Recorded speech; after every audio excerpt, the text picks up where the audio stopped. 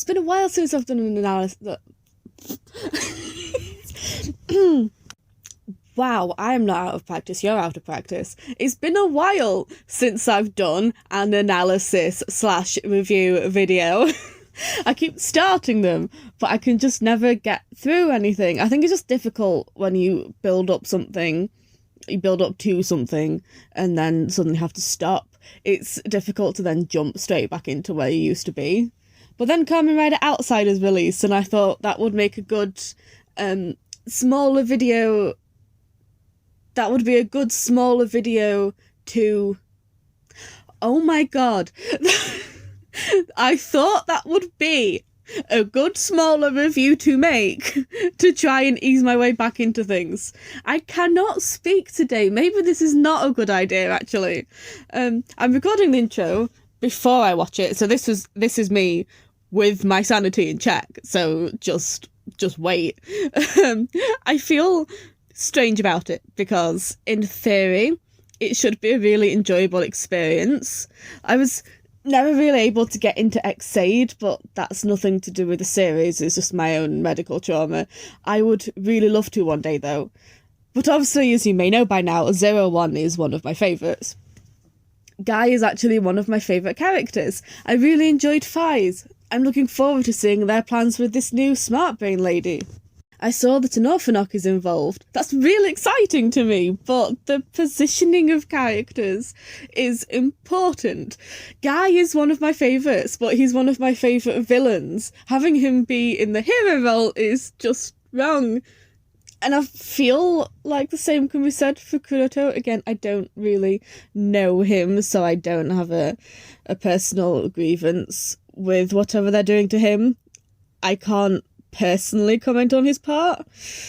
Anyway, I'm going to stop commenting on the thing I haven't even watched yet and just base myself. So immediately Kuroto is acting like a prime antagonist, so maybe I completely misremembered and he is actually the villain in this, in which case I take back what I said earlier, but my comment on Guy still remains. I'll be honest, I didn't feel like going back and rewatching I don't even remember what it's called, the miniseries before this. I just really didn't want to. And ultimately, how they got to where they are right now really doesn't matter. That's not what I want to focus on here. So I apologise if I get some previous stories points wrong, but that's not the point of this review. I will eventually go and talk about those, but I'm still on episode 18 of the main series right now, so that's probably going to take a while. We seem to be going into interesting territory here because we're introduced to an AI called Zane, who was programmed with skewed perceptions of goodwill, which is genuinely an interesting concept to me, but it just reminds me again of that conversation between Horobi and Izu, where Izu is like, maybe we should fear biased data, which is a truly good point, and she's so close to getting it, but then she reverts back to, I don't know, Shacho will help. Like, no, he's a biased data point. Zaya is a biased data point. So now I'm just a little frustrated that, oh, so you are capable of looking into the ethics of only focusing on good things. Now it's okay to go into some grey areas about skewed perceptions of goodwill. I'm actually feeling good about this because, listen, I hate the concept of having Guy as a hero, but a morally bankrupt protagonist is exactly what this series needed, and if we're going there now, that's exciting. I doubt we are, and I mean, Guy isn't about skewed perceptions of goodwill if that's the connection they're trying to make. That only focusing on actual pure goodness is fine, but when you start introducing these grey areas, that's when you should worry. I'm looking way too deeply into this, honestly. I'm going to let Rin continue telling me about Zane. So it turns out that this Zane wants to destroy humanity, and I know I'm only a minute and a half into this, but this is such an interesting concept and I love it.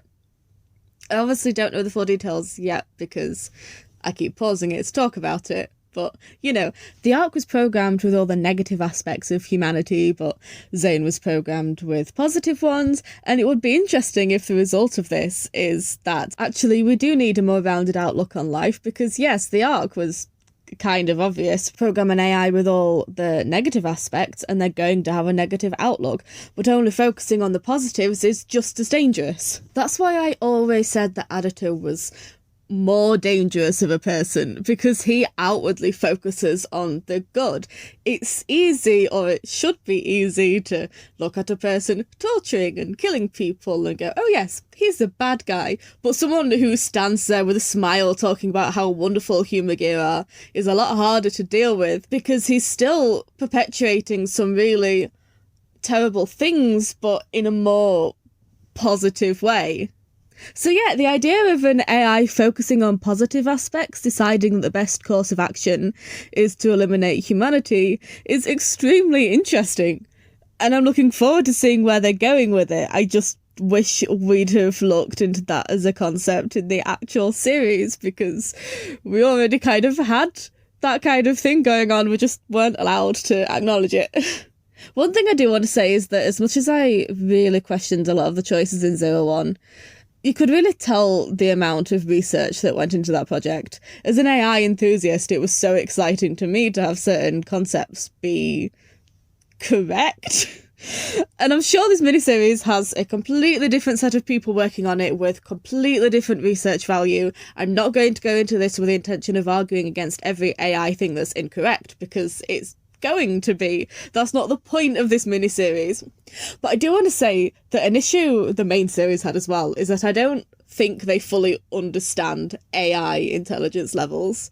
An AI doing exactly what they were programmed to do is not super intelligence.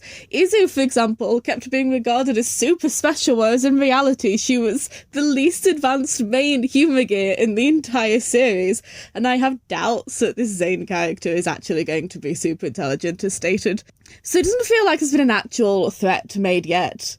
It feels more like Zane was introduced and Guy was like, nah, I don't just that, and decided that when Zane ultimately goes against humanity, Kuroto would be a useful ally. Which is honestly fascinating. I hate that I'm enjoying protagonist Guy right now. But listen, his redemption story was crap. He's not a good person. And as of right now, almost 2 minutes in, I don't believe any redemption story needed to happen for this to happen. I 1000% believe that Guy is perfectly capable of predicting an AI turning on humanity. He's clever, he understands AI, and after his dealings with the Ark, he can probably predict a pattern.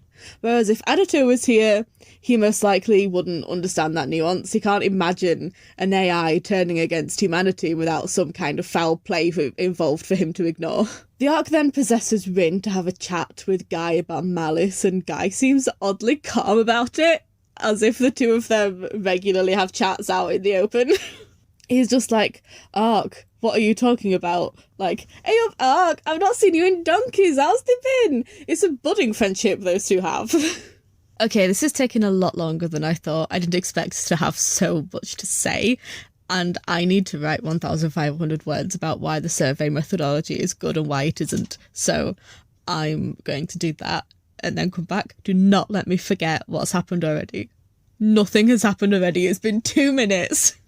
We cut back to Kuroto Dan in his office, and I think I'm just not going to comment on the X-Aid side of things. I think that's for the best. Because I don't know if anything he does in this is in character or not. I kind of sort of know his backstory from what I've been told, but I'm going to lack nuance because I haven't seen it, and I don't want to watch an entire series just for this, especially since, like I've said, medical trauma, I could really only watch episodes in the right circumstances. So do bear in mind that I'm not in the position to really review this side of things. I can only really respond to what I'm looking at. But the actor seems to be enjoying himself, and that's always nice to see. The smart brain lady comes in to announce that they've taken ownership of Kuroto's company and they want to take over the world. And oh my god, actually, no, how interesting would that be as a concept? Just like Zaya and Smart Brain and Gem, I don't know if I'm pronouncing that right, but these three big, powerful companies all trying to compete with each other. The Smart Brain lady tells Kuroto to hand over his gashat. Again, I'm sorry if I'm pronouncing things wrong. And Kuroto's like, never, and then just runs away. Like, I'm sorry, why am I actually kind of enjoying this? Listen, I'm here for returning characters and suits and being able to point at the screen and say, I understood that reference. But 3.5 minutes in, and I'm finding concepts interesting, and I'm having a laugh, and I probably shouldn't be having a laugh, but I'm actually having fun so far. Am I okay? Should I be worried, actually? Did they just break me? Kuroto's battery is a humour gear. He's a humour gear. Is running low, and he's just looking in the bushes and the trees for something to recharge with. And the thing is that I don't know if that's in character for him to do, or if he's smarter than that. But it's funny to me. People who know him may very well feel differently, but I really don't. So maybe that's a blessing, I don't know. It's funny to me. So he's on the ground running out of energy, and he uses his last bit of energy to grab the framed photo of his dad out of his jacket and say, Papa. And here's the thing, because I don't feel strongly about Kuroto as a character because, like I keep saying, I don't know him enough. But that feels like an interesting choice given what I know, which is that his dad was a piece of shit. I have it on good authority that that's an uncomfortable choice to make. I asked my friend to kind of explain their whole thing to someone who really, really doesn't know what's going on, and she said, Short's version is, I'm 99% sure Violet. Short version is, I'm 99% sure violent/aggressive insanity runs in their family because his father is even worse than a sociopath. He's basically Guy to Kuroto's arc. Like, his mistreatment of his son and his capitalist evil plot leads to Kuroto developing into what he's become. It's like what they tried to do with Guy, except it semi-works because Kuroto is the uncontrolled mania that would result from that, and Masamune is a genuine murderer and is willing to blackmail a guy with his girlfriend's life, cause everyone products, and sees no issue risking the lives of innocent civilians for his own gain. Like, you look at Masamune and you're like, yes, a father like you would create a child like that. But then they kept trying to woobify him, with him suddenly caring about his wife, allegedly. And Amatsu fucking Guy apparently teaches them to love each other. And I'm like, no, let's Kuroto kill his abuser and his abuser's clone and then get some fucking rest, please. Like, seriously. So, yeah. Suddenly kind of forcing a relationship between the two or whatever feels wrong, and I'm sure I'd have more to say if I'd watched the series, but I haven't, so moving on. So, Humour Gear Kuroto ends up recharging at what appears to be an electric car charging station, which I'm actually really into as a concept, actually. I know it's such a ridiculous and mundane and specific thing to really care about, but I do actually care about how AIs charge. Like Kamen Rider Kikai, I can't for the life of me remember his name. You know, Zamigo, who was also Kikaido. Why can't I remember his name? It doesn't matter. He charged with a satellite that ended up corrupting him, which we've totally never seen happen anywhere else. And Humour Gear, I feel like that was kind of brushed over. Like, Humour Gear charge with that minimalist-looking seat with the Cyberlife circle on it, don't they? I'm not saying it's something that should have come into play, but you know me, I want to see every single element you could possibly think of be relevant at some point.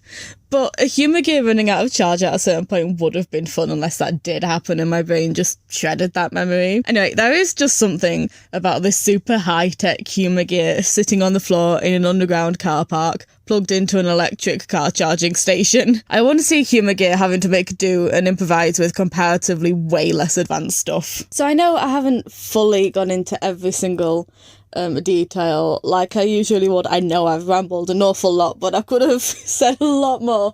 But I feel like for what it is, I've said enough and I need to ease my way slowly back into this. So I'm going to leave it here. But the trailer intrigues me. I don't know whether to be excited or concerned, and that's all I'll say. But overall, while I feel like Guy's had his moment, you know, and there are certain other characters that were really badly done dirty that I'd much prefer to be seeing right now. I'm still having a lot of fun, and I'm really looking forward to the next instalment, actually.